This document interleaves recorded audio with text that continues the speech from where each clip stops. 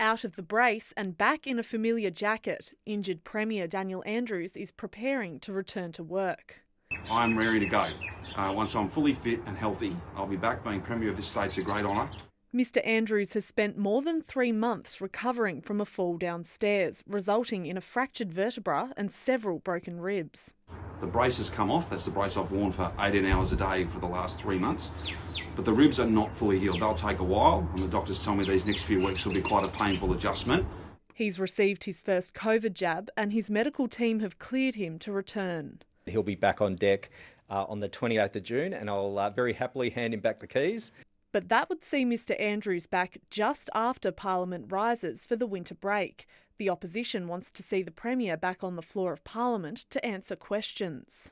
It would be appropriate to have the Parliament come back on the 29th and the 30th to actually see the opportunity for questions and the opportunity to hold the Premier to account. Those keeping his seat warm will be hoping the current outbreak will have been snuffed out by then, with another case reported today in Greater Melbourne.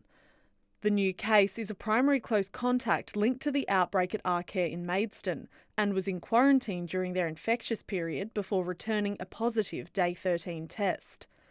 Health officials are still concerned about the decline in testing numbers, with testing centres mostly empty again today. Nobody wants to have inadvertently put others at risk because they've had COVID and not had that diagnosis. Melbourne and regional Victoria remain on track to further ease some restrictions in the coming week, but there'll be no snapback.